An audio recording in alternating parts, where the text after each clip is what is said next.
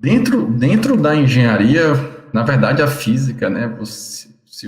Para onde você olha, para onde você, o que você escuta, né? O que você sente ali, você está vivendo a física, né? A física é isso, são essas interações, né? Interações mecânicas, são interações de ondas, são interações de luz, então tudo isso é a física, né? Quando você olha, quando você escuta, quando você encosta, quando você sente, né? Então nós somos uma máquina com um conjunto de sensores que trabalham em vários ramos da física, e esses conjuntos de sensores que trabalham em vários ramos da física formam essa máquina perfeita, né? Vamos dizer assim, que somos nós. Então, assim, dentro da engenharia, né, aqui dentro, considerando aqui o nosso foco, a física, ela está totalmente conectada, né? Podemos dar exemplo, acho que um exemplo a gente explica melhor. Então, vamos, por exemplo, para a engenharia civil, né? Construção civil, certo?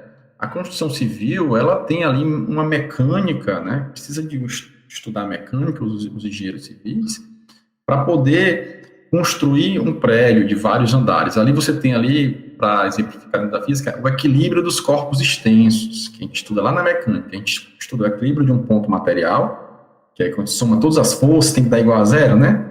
Mas também tem o equilíbrio dos corpos extensos, quando a gente soma todos os momentos da força, ou os torques, né? Não sei se vocês lembram disso. Então, ali, esses dois conceitos estão totalmente dentro da construção civil. Então, você tem as vigas, você tem as vergas, tem os pilares, né, tem as lajes, ali tem um conjunto de forças, de pesos, que precisam ser projetados, né, precisa ser calculado para que tenha uma sustentação do prédio, por exemplo, de vários andares. Então, ela é muita mecânica. E aí, na engenharia civil, você tem eletricidade, porque você precisa de energia, né, para alimentar, seja termicamente ou de iluminação, você precisa alimentar o prédio.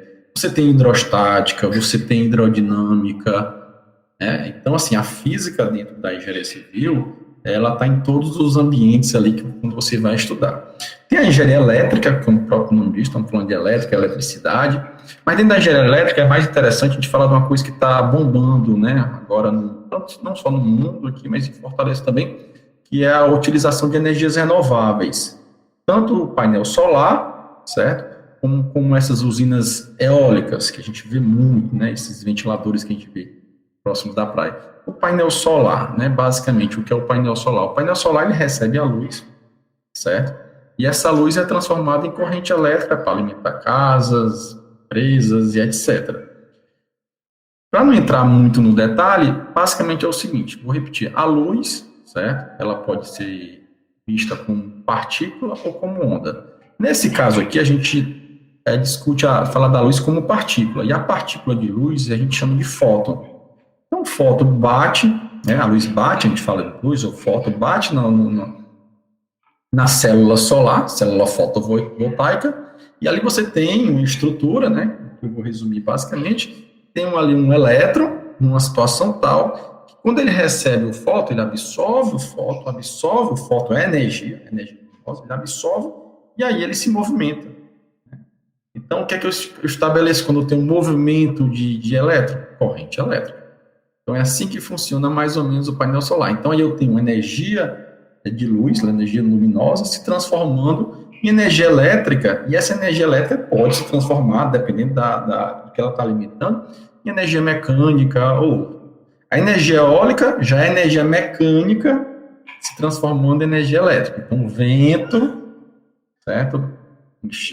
Bate naquelas pás, faz aquelas pás, elas vão girar, né? A pá vai girar, certo? E essa pá tem um conjunto de engrenagens, mas aqui é para a gente resumir. Essa estrutura está conectada a um gerador, que basicamente é um ímã, por exemplo, que gera um campo magnético. E aí, quando esse ímã gira, certo? Existe uma teoria da física que quando você tem um fluxo magnético variável, você gera corrente elétrica. Como assim? Se você pegar um ímã, o ímã gera um campo magnético ao seu redor. Tem um fluxo ali, né, de campo magnético. Se você começar a mexer o ímã, certo? Se você tiver um fio próximo, aquele fio pode ter uma corrente elétrica, se você fechar um circuito.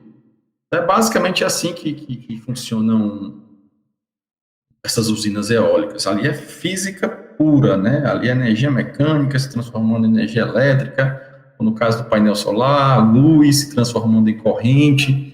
Então, tem toda uma estrutura de física envolvida.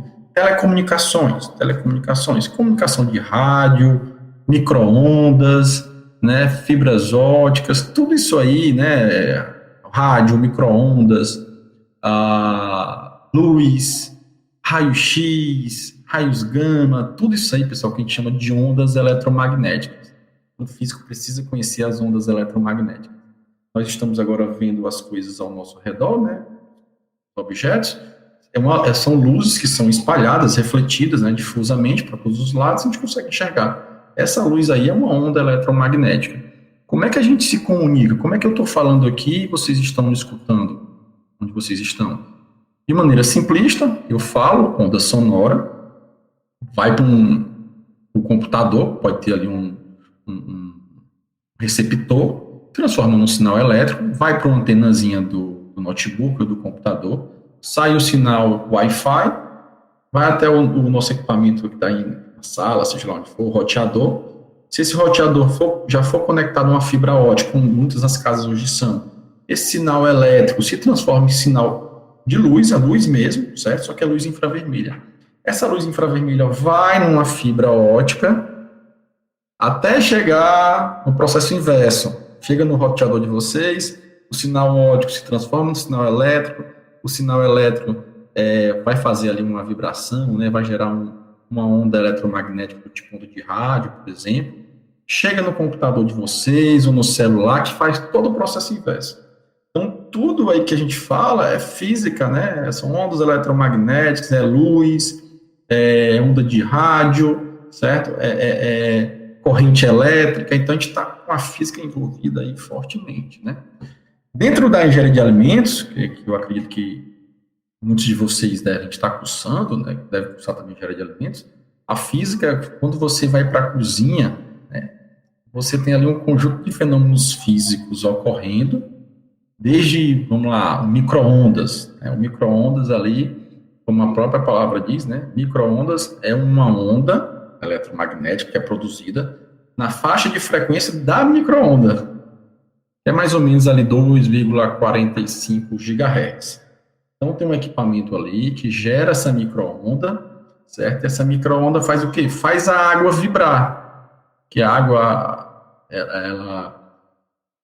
como ela é uma molécula polar, né? Aí essa micro-onda, né? Que é uma onda que também está oscilando, faz a molécula de água vibrar. Aí essa molécula de água vai chocar com todas as outras moléculas e vai ter o atrito, vai aquecer e vai aumentar a temperatura, certo?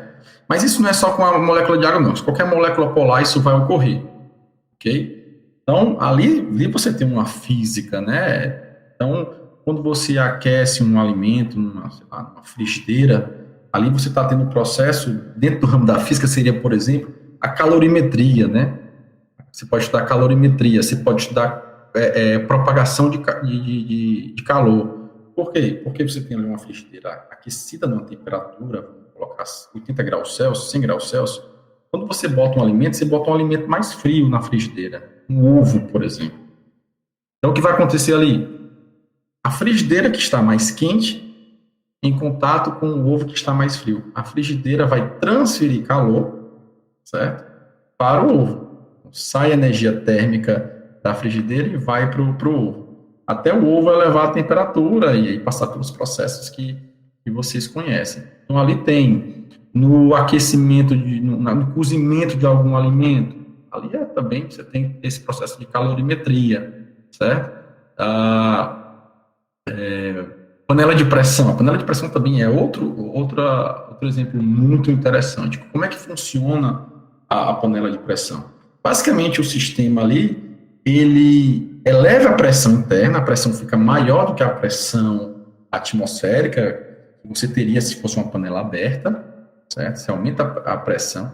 Quando você aumenta a pressão, se você observar o gráfico do pressão e temperatura da água, de mudança de fase, né? Você vai observar quando você aumenta a pressão, a temperatura de ebulição, de evaporação da água aumenta também. A água deixa de evaporar 100 graus Celsius, que a gente conhece, e passa a evaporar 120, certo? Então, o alimento, no lugar dele ser cozido por uma água a 100 graus Celsius, que é o máximo que ele ia chegar numa panela destampada, ele vai ser cozido numa panela que vai estar com água que vai estar 110, 115, 120, porque ela não evaporou ainda. Porque o ponto de vaporização aumentou, não é mais 100, é 120. Então, se o alimento agora está tendo contato com a água com uma temperatura maior, então ele vai cozinhar muito mais rápido. É mais ou menos assim que funciona. Aí dentro da indústria também, você tem muitas aplicações da física na engenharia de alimentos. Tem um equipamento que eu conheci uma vez, vocês devem ter ouvido falar, chamado refratômetro. O refratômetro é utilizado em vários setores da engenharia de alimentos. Quando eu vi a primeira vez, foi no campus do Instituto Federal do Ceará, o campus de Limoeiro, ele era utilizado para estudar leite, mas eu já sei que ele mede capacidade, por exemplo, de fazer medição de açúcar em frutas, né, em polpa, sucos de frutas, em vinho, né, e qual o processo que ele utiliza? Olha a palavra, refratômetro. Então, ele vai usar refração luminosa, certo? É o princípio da refração luminosa, que a gente estuda lá em ótica. O que é refração? A refração é quando a luz passa de um meio para outro meio com índice de refração diferente. Eu não sei se vocês se lembram, tem um conceito da refração que se chama reflexão interna total. É quando a luz incidente na interface de refração, ela incide com um ângulo maior do que o ângulo crítico.